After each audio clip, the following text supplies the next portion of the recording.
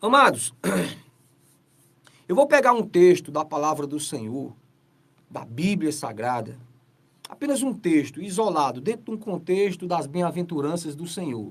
Mateus capítulo 5 e o versículo de número 6, aonde Jesus, ele, na sua fala, ele abre um parêntese e fala a seguinte expressão. Ele diz o seguinte: bem-aventurados os que têm fome e sede de justiça, porque serão fartos. Interessante isto, né? Bem-aventurados os que têm fome e sede de justiça, porque serão fartos.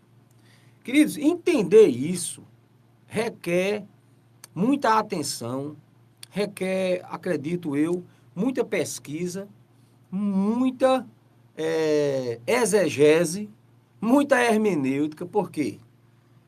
Porque aqui o texto diz, Jesus Cristo deixando claro para nós, e Jesus falando é a expressão da própria verdade, ele é a verdade absoluta, diz que nós seremos fartos se tivermos fome e sede de justiça. O contexto que Jesus quer colocar aqui é dar a devida importância à justiça, ao ato justo. A justiça como algo associado diretamente à justiça de Deus. A Bíblia diz em outra passagem que a justiça do homem ela é semelhante ao trapo de imundícia, a um trapo de imundícia. Um trapo de imundícia, segundo pesquisa, né, cultural, feita para poder analisar o que esse texto quer dizer, o trapo de imundícia seria aqueles panos, aqueles tecidos que lá na época do povo hebreu, na época do povo de Deus primitivo, as mulheres usavam quando estavam nos seus dias, aqueles dias chamados Dias das Mulheres, que não precisa a gente detalhar mais do que isso. Quando a mulher estava naqueles seus dias, ela usava, obviamente naquele tempo não tinha essa tecnologia de hoje, que tem tantos artifícios, né? Mas naquele tempo era esses panos que as mulheres guardavam em casa. E quando entravam naqueles dias, todos os meses, então elas utilizavam aqueles panos. Só que quando era utilizado, aqueles panos, por conta da cultura judaica, que entendia que a mulher, quando estava naquele momento, ela estava impura, estava imunda. Então, aqueles panos não poderiam ser reaproveitados. Então, a cada mês, aquilo se transformava em um trapo de imundícia. E as mulheres cavavam um buraco em algum determinado lugar e ali depositavam aquele trapo de imundícia, que não poderia lavar e guardar para usar de novo, não. Entendeu? Pela questão cultural. E aí, não sei se talvez queimavam ou se só apenas enterravam, mas enfim, ele era descartado. Então, era o trapo de imundícia. E a este trapo de imundícia, a Bíblia, nesse contexto que nós falamos, a justiça do homem é semelhante a um trapo de imundícia desse. Veja o valor. Agora, não é nesse sentido dizendo que a justiça humana do homem, terrena, não tenha valor. Mas é em se comparando com a de Deus. Comparando a justiça de Deus com a justiça do homem, a justiça do homem, ela vem ser exatamente isto. Nesse sentido aqui que nós estamos vendo Jesus falar, o que eu quero crer é que Jesus fala de ser saciado da sua fome e sede de desejo de justiça, e você ser saciado, alcançar a satisfação. Isso só pode acontecer ou ocorrer do ponto de vista da justiça de Deus e não do homem. Porque a justiça do homem, ela é como nós acabamos de representar aqui. Então é óbvio que uma justiça dessa maneira não nos sacia, não satisfaz o nosso senso de justiça. Mas a de Deus, sim. Por isso que Jesus vem dizer aqui, bem-aventurados os que têm fome e sede de justiça, eles serão fartos, eles serão saciados. Amém, queridos? Então, aqui só para distinguir esses dois tipos de justiça. Fazendo esse pano de fundo aqui, eu quero contar uma historinha que aconteceu comigo ontem. Ontem eu vinha da cidade de Patos, de táxi para São Mamede. E no táxi haviam alguns amigos, algumas pessoas, e a gente, ao passo que conversávamos sobre diversos assuntos, ouvíamos também uma rádio que transmitia um jornal em rede estadual. E nesse momento, um jornalista trazendo notícias acerca das candidaturas dos presidenciáveis, das possíveis pessoas que se candidataram para a presidência da República.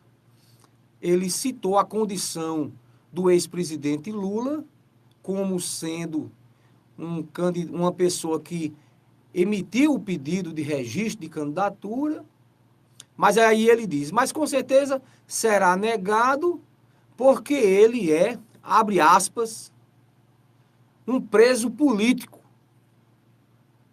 Aí ele disse assim, e como preso político, ele não poderá, com certeza, não poderá concorrer às eleições, ao processo eleitoral.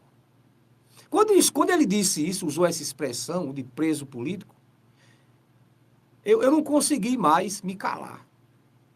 Eu até brinquei muito com os colegas, os amigos que vinham no táxi, digo, agora não dá mais. Depois a gente ouvir isso da boca de um jornalista, num canal de rádio interestadual, né? E ele fazendo essa abordagem, apresentando a condição do ex-presidente Lula hoje como um preso político, isso é, no mínimo, não ter um pingo de conhecimento jurídico e não ter também um pingo de senso crítico, nem de moral. Isso é um jornalista desmoralizado no último grau. É um jornalista sem futuro. Eu não vou nem dizer que é um jornalista sem futuro, porque eu quero, inclusive, não sujar a classe dos jornalistas. Talvez seja apenas um locutor de rádio dizendo uma bobagem em um microfone de rádio, como a gente, às vezes, eu mesmo até digo. Mas um jornalista profissional, nenhum neste país pode abrir a boca e dizer que Lula é um preso político. Lula, ele é um condenado em segunda instância. Ele é um preso da justiça.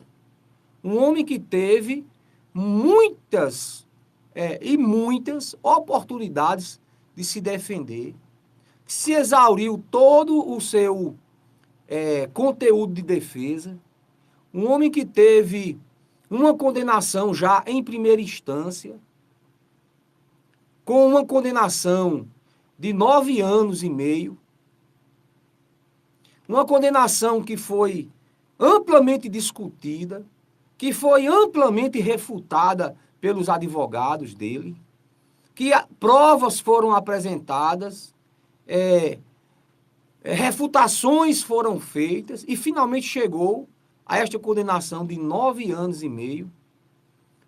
Houve o recurso da defesa de se recorrer, de se buscar a justiça, ou seja, que a justiça seja feita. Não, ele é inocente, vamos para uma justiça, uma instância maior, e foi para a segunda instância, para um outro corpo de juízes, num corpo chamado de colegiado da justiça, para outra análise, para outras discussões, para novas refutações, a apresentação de prova, tudo foi feito, ele foi ouvido, todo mundo foi ouvido, todos os citados foram ouvidos, todos os recursos da defesa foram feitos, todo o tempo dos recursos foram cumpridos, e ainda se comprova a culpabilidade de Lula, e ainda há uma agravante de a pena dele, que era de 9 anos e meio, ser aumentada para 12 anos e 1 mês. Ou seja, houve um atestado de culpa e ainda houve um entendimento de que a pena aplicada na primeira instância ainda estava pouca diante da gravidade do fato. E a pena foi agravada, aumentada. Qual era o entendimento que se deveria ter hoje na opinião pública, de um modo geral? Estamos fartos, estamos satisfeitos. Ora, poderia, na primeira instância, ter ocorrido alguma falha, ter ocorrido algum erro, ter algum direito sido subtraído do réu, e isso poderia ter sido na segunda instância, no segundo momento, com este novo grupo, com essa nova oportunidade.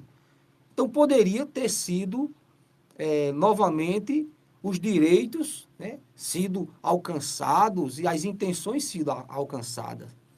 No entanto, as pessoas ainda não se encontram saciados pela justiça. Por quê? A resposta está na ilustração que eu fiz para os amados acerca da justiça do homem. A justiça do homem, ela é um trapo de imundícia.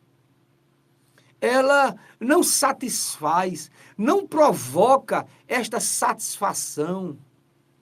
Nós ainda continuamos com sede, nós ainda continuamos com fome. Mas quando nós expectamos a justiça de Deus, aí sim nós nos realizamos. Aonde eu quero chegar com este meu comentário nesta manhã?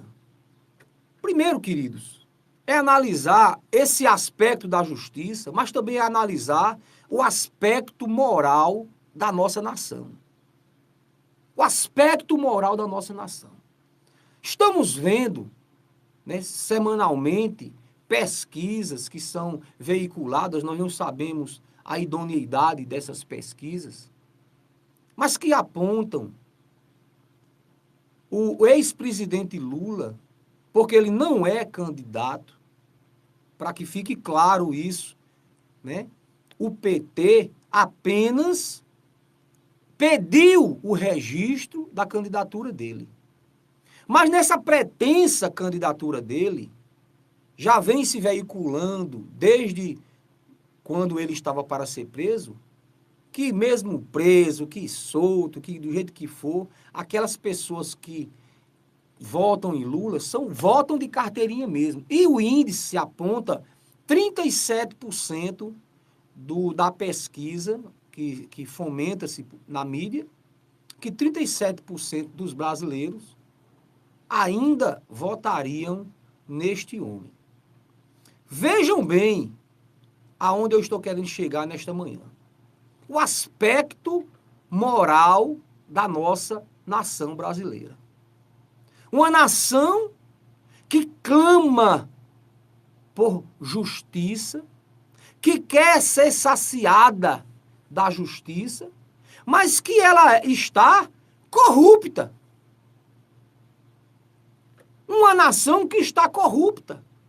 37% numa pesquisa aparece de pessoas que não compreendem e que não respeitam a justiça, que pensam que este homem ainda pode ser candidato. Não entendem as artimanhas dos jogos e das armadilhas políticas. Porque todo mundo sabe,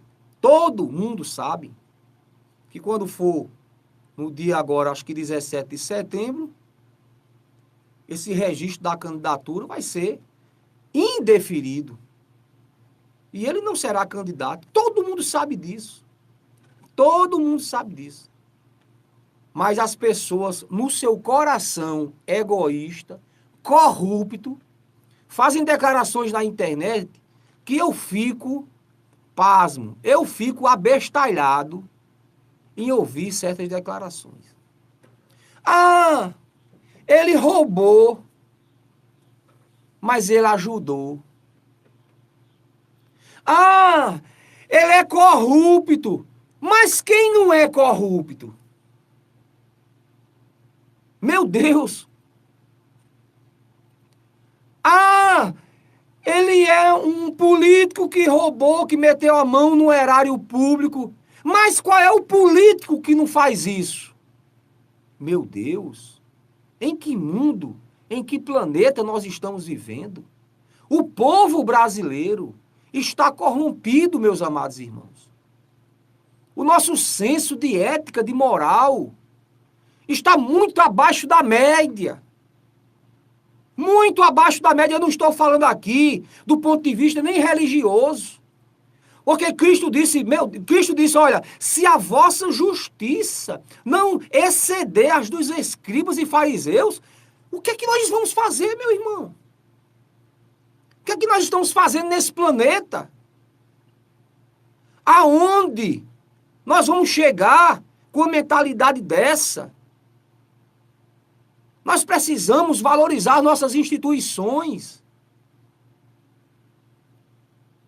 Como é que já se viu, a despeito de uma paixão, de uma idolatria a um personagem, você cegar? Eu já vi até, me lembrei agora de uma expressão que diz que o amor cega. Né? O amor é cego. Eu já ouvi isso. Tem um colega nosso que a mulher dele feia que só o cão. Viu? Não ria não, Renan, que é triste um negócio desse. O cabo com a mulher feia que só o cão. A mulher feia que só o cão. Bota chifre no cabo todo dia. E ainda rouba o dinheiro dele do salário. Bota a mão no bolso dele para tomar de cachaça com os machos no bar. Mas o cabo é apaixonado por ela. Tem um vídeo desse na internet. Ficava preso lá, mas pai, ela me deixou, mas eu amo. Mas o que foi? É gaia, meu amigo, ele diz o tempo todo, é gaia, é chifre, é tudo no mundo. Mas eu amo, eu sou apaixonado. Meu irmão, foi exatamente isso que aconteceu conosco aqui no Brasil, quando se refere ao ex-presidente Lula. Eu não quero dizer aqui para os amados irmãos que ele é um assassino, que ele é um criminoso nessas outras áreas da criminosidade ou da criminalidade que nós vemos no Brasil. Mas é fato, provado, comprovado, provas tem de quilos de provas, quilos, que lhe deram uma condenação em primeira instância, que foi para a segunda instância e ainda sofreu esta condenação. E se ele for para a terceira, quarta, quinta instância, ainda vai ser condenado, porque as provas estão lá. Estão lá, é papel, é preto no branco. E as pessoas ainda levam este nome como se estivessem fazendo algum tipo de honra, de reverência a esta figura, que nada mais é do que um ser humano que teve o seu momento de contribuição para a nação e teve o seu momento, infelizmente, eu digo com amor no coração, com mágoa, com choro, com dor. Eu digo que, infelizmente, ele pisou na bola. Infelizmente, não sei qual foi o tempo, não sei qual foi o dia, mas existe um momento do antes e depois. E depois ele se transformou nesta figura inominável, que nós não podemos nem nominar, mas que se tornou exatamente o responsável por todo este fracasso econômico que o Brasil enfrenta, e ele é responsável também por esta organização criminosa que se tornou este partido político, que é, na verdade, por debaixo dos panos, é uma organização criminosa que visa apenas iludir os analfabetos políticos do nosso Brasil, que são comprados por pão e mortandela, que são comprados por mixaria de Bolsa Família, Bolsa isso e aquilo outro, e que não quer saber de onde vem o dinheiro. Pode vir roubado, mas se chegar na mão deles, eles apertam a mão, abraçam e querem manter-se nesse sistema de corrupção, independentemente se está roubando de quem está roubando.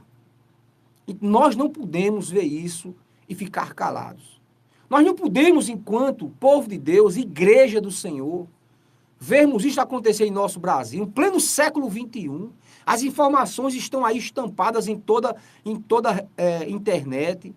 Todo mundo hoje em dia tem um smartphone, pode acessar. Mas você vê e não vê, porque vê e se faz de cego. Como é que se pensa?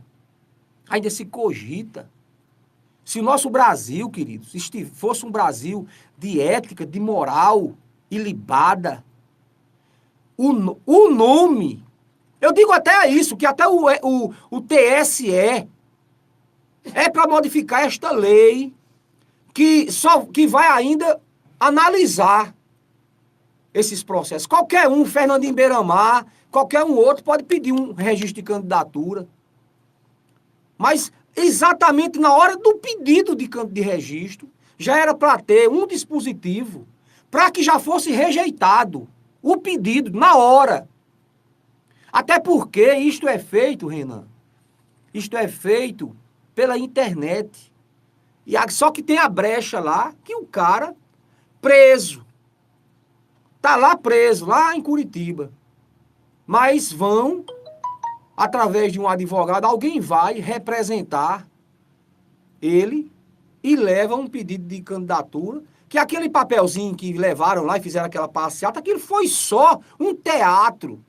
O registro já tinha sido feito online, que o registro é online, é feito ali. Só que aquela multidão de idiotas achando que estavam indo para fazer o registro. O registro já foi feito online, aquilo é feito no computador, via internet. Ali eles foram com aquele papel, levar ali, tirar foto, só de teatro. Só para fazer um teatrinho, para manipular uma meia dúzia de analfabetos políticos, de pessoas que estão acreditando de que o ex-presidente Lula é um preso político. Ah, ele está preso porque querem impedir de ele ser candidato. Não, ele não vai ser candidato, não é porque estão impedindo, não. Ele não vai ser candidato porque ele está preso, porque ele foi condenado em primeira e segunda instância. E a justiça, a lei brasileira diz que um condenado em segunda instância por crimes que envolvam corrupção, lavagem de dinheiro, etc, etc, etc, ele se torna inelegível. Então, o ex-presidente Lula, não é que ele vai, não, já está pela ficha limpa, pela lei da ficha limpa, ele já é inelegível. Só um burro, um comedor de capim, um idiota, um imbecil, é que acredita na possibilidade dele ser candidato.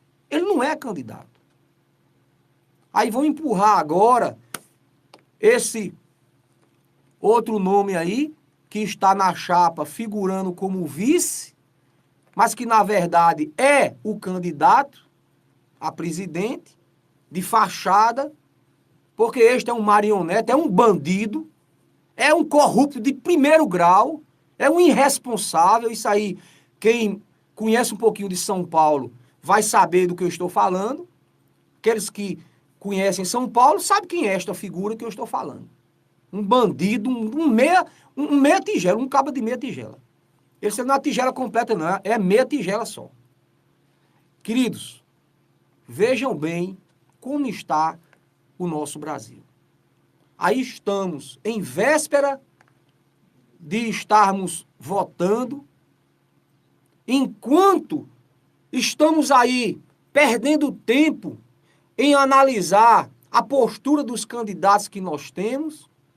ainda se paira os noticiários, essa nuvem que fica suspensa. Eita, Lula será ou não será candidato? Ele não pode. Não sou eu que estou dizendo, não. É a justiça. Mas a justiça, ela é um trapo de imundícia. E as pessoas enterraram e não estão querendo deixar nem ela exalar o cheiro. Eu sei que a justiça humana é falha.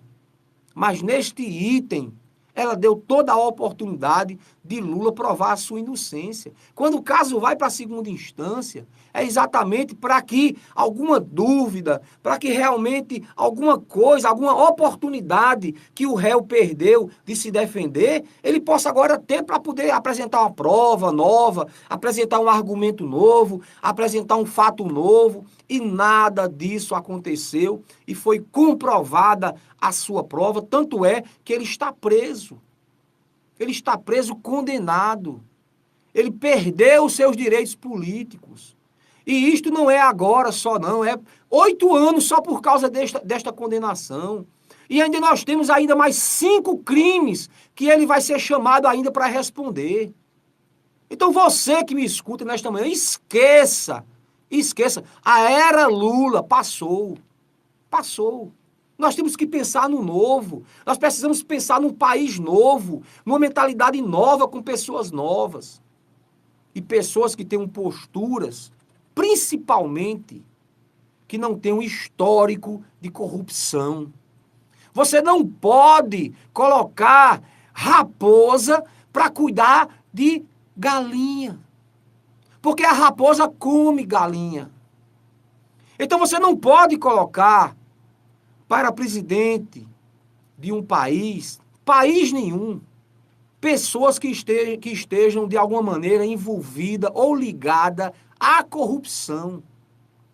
Porque se você botar, ele vai manter o mesmo estilo e o mesmo jeito de ser dele, e ele vai, de alguma maneira, fazer um esquema de corrupção para fazer aquele dinheiro entrar no bolso dele, no bolso daqueles que ele quer, para haver o enriquecimento ilícito. Porque o corrupto, ele só quer se corromper. O político corrupto, ele só quer enfiar a mão no bolso dele. Então nós precisamos, queridos, principalmente nós, que somos chamados para termos a nossa justiça num nível muito mais elevado do que a dos que estão lá de fora. Nós, igreja do Senhor, não podemos ter um senso de justiça igual ao que as pessoas não cristãs ou aquelas pessoas até tidas como hereges, ateias, pessoas de qualquer credo tenham, não. Nós não podemos ter igual a eles. Mas nossa justiça tem que exceder. A nossa justiça ela tem que ter um padrão moral muito mais elevado. Nós não podemos.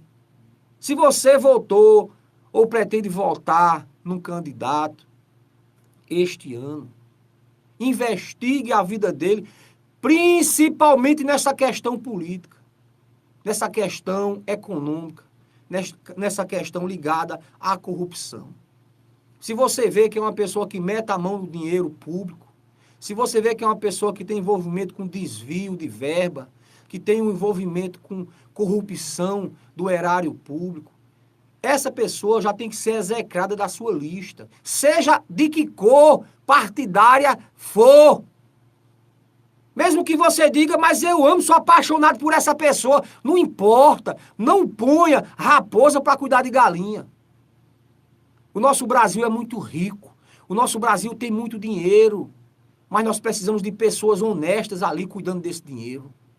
Nós temos muitos direitos que não chegam a nós, porque lá em cima eles já começam a roubar. E passa aquele direito para que chegue até a nós, digamos, no volume de 100%, aí ele já tira 20% para ele, passa para fulano para entregar para Beltrano e cada um vai tirando 10%, 20% daquele dinheiro e aquele 100% quando vai chegar na mão do contribuinte, na mão da pessoa final que precisaria daquele recurso, ou seja, de uma secretaria ou de um órgão que precisaria de realizar alguma obra, aquele valor chega 20% do valor. Porque os lobos já passaram e já arrancaram asa, já arrancaram coxa, já arrancaram. E quando vai chegar no finalzinho lá, a galinhazinha chega só um pescoço.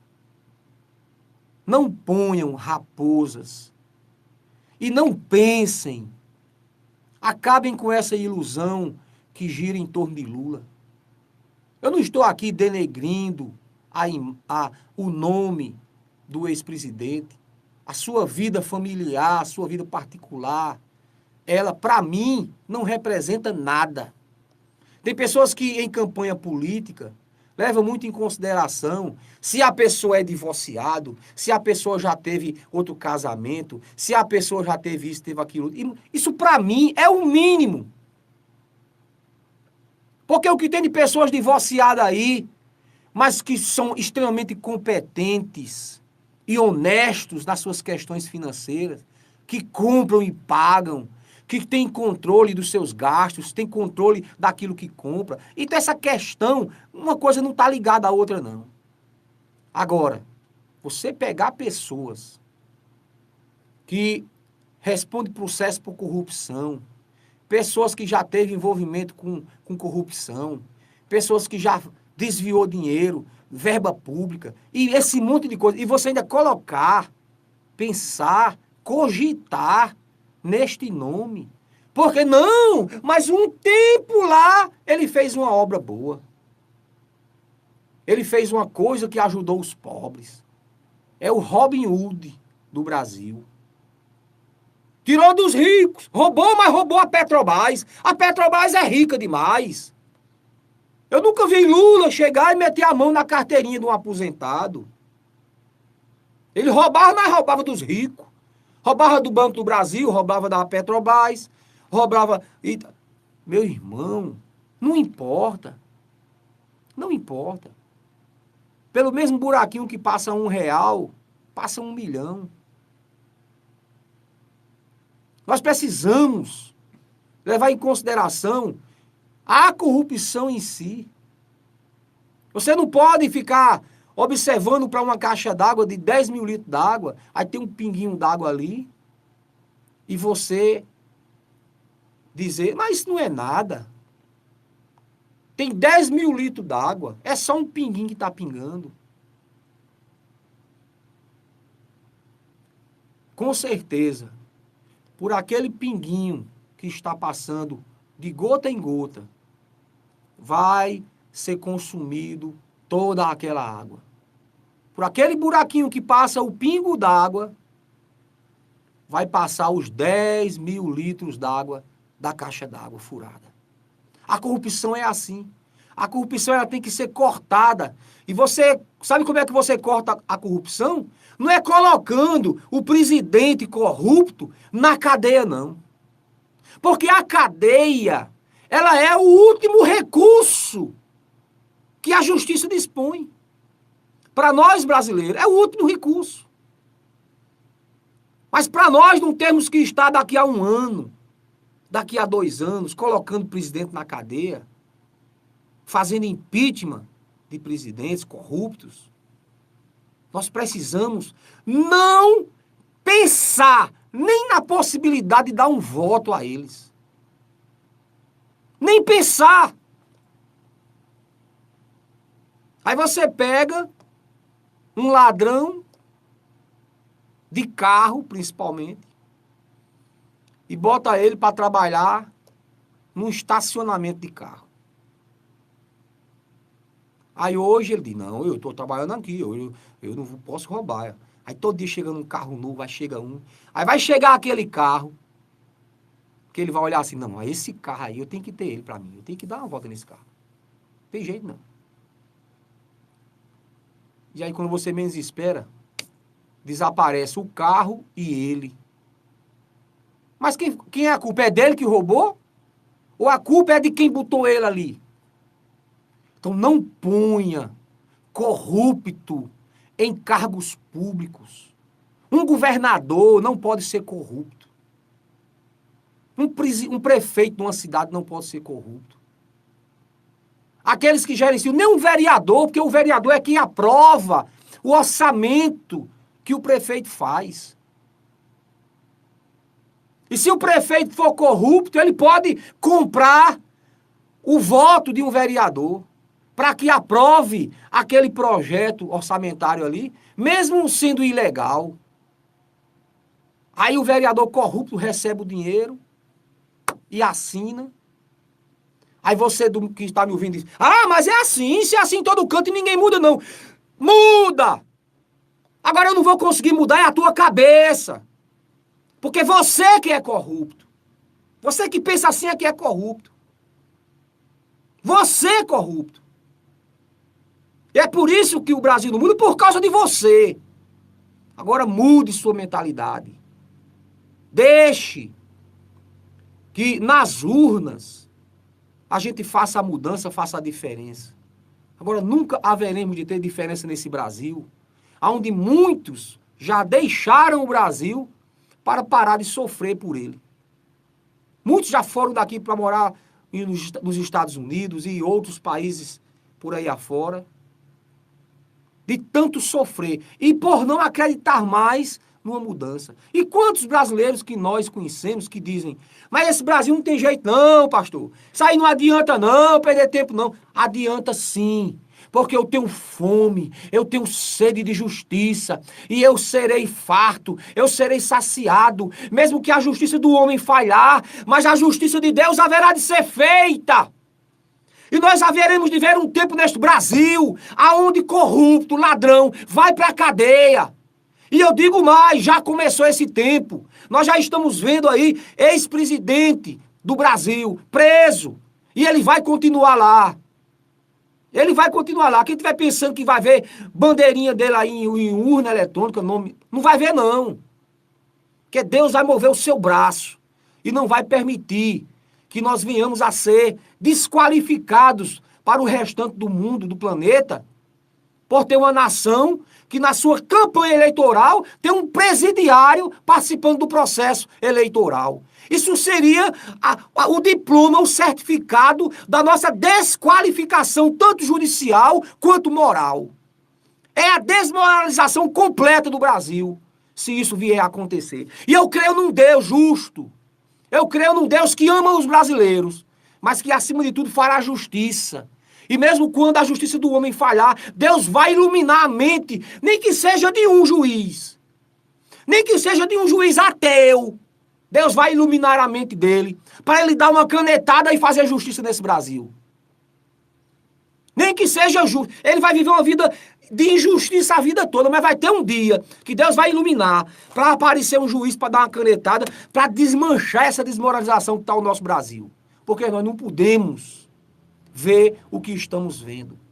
As pessoas tolerarem a injustiça e acharem que é normal pensarmos numa possibilidade de tirar um indivíduo da cadeia, de uma cela de prisão, e colocá-lo para se sentar numa cadeira de presidente. Estão pensando o quê? Que estamos falando de Martin Luther King? Que estamos falando de Mandela? Preso político, Mandela foi. Preso político, Martin Luther King foi. Mas vai olhar o contexto, vai olhar o que eles fizeram, vai olhar quantos eles roubaram da nação. Mentira, não roubaram um centavo. Eram presos políticos por questões ideológicas. Eram questões extremamente importantes. Homens que dedicaram suas vidas em prol da paz, em prol da verdade, em prol do próximo. Homens dignos do meu abraço, dignos de que Deus os ponha no céu, pelo seu gesto em prol da humanidade, não foi apenas dos seus interesses. Mas um homem como este, que nós estamos a falar, está lá por causa de ter se locupletado com o erário público, por ter maquinado um jeito de roubar que não deixa rastro para si, que não deixa rabo de palha, maquiavélico, um gênio da criminalidade, um gênio da corrupção. É o jeito Lula de ser e de roubar. Nós não podemos cogitar nem nessa mínima possibilidade, se é que ele exista. E, amados, estamos chegando nos momentos finais da nossa programação de hoje, muito indignado com esta situação que o Brasil enfrenta, aonde ainda se fala neste nome e ainda se alimenta, mesmo que de uma forma mentirosa, de uma forma, sabe, inflamada pelo inferno, alimenta-se essa possibilidade. E aí, aqueles leigos, aquelas pessoas menos esclarecidas, aquelas pessoas do campo, aquelas pessoas que, misericórdia, dependem exatamente de uma mixariazinha e que entendem que aquilo veio, o fruto do trabalho daquele homem, e estão, sabe, lutando, acreditando que está havendo uma injustiça nesse Brasil, que estão tratando o Lulinha como um preso político. Ah, ele está preso porque ele quer nos ajudar, ele está preso porque quer fazer o bem para os pobres, ele está preso porque ele quer ser candidato e não estão querendo deixar que ele seja candidato. Pelo amor de Deus, você que trabalha como jornalista, você que trabalha nas mídias, pare de fazer isso, pare de inventar isso. Vocês do PT, deste partido, que tem história no Brasil, que teve história, tem uma história de início muito linda. Veio a se tornar o que é por causa dos corações corruptos que lá existem. Mas, pelo amor de Deus, parem de fazer isso. Parem de iludir essas pessoas. Parem de usar a população brasileira como massa de manobra. Porque vocês sabem, vocês são intelectuais. Vocês são do direito, vocês são pessoas que têm formação jurídica. Vocês sabem que não vai dar em nada, mas ficam alimentando, mexendo com a mente dessas pessoas pobres, dessas pessoas humildes, dessas pessoas que estão pensando, vivendo um drama, como se estivessem perdendo a possibilidade de sonhar, estivessem sendo furtado o seu direito a serem felizes, quando, na verdade, a felicidade já está implantada pelo fato deste ladrão, deste corrupto, estar sendo preso. Está preso exatamente onde deveria estar. E digo mais, deve ser tirado de Curitiba, sim. Ele deve ser tirado de Curitiba. Ele deve sair dali da Polícia Federal. Mas para ir para um presídio. Porque ali é privilégio demais para ele.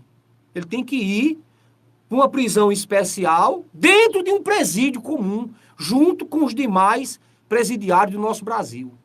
Porque nada mais, nada menos, o ex-presidente Lula hoje é um presidiário, que ainda, gozando de tantos privilégios, ainda tem esse privilégio de ficar ali na carceragem da Polícia Federal, que custa muito dinheiro.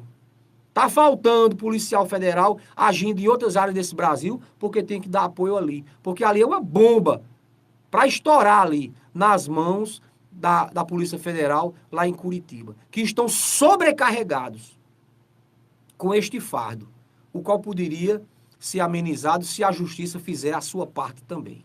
Então, queridos, chegamos aos nossos momentos finais nesta manhã. Sei que eu despertei alguns sentimentos nesta manhã, alguns até de ódio, de raiva, outros de sede de justiça, mas como eu iniciei, eu quero terminar. Jesus diz: bem-aventurados, felizes os que têm fome e sede de justiça.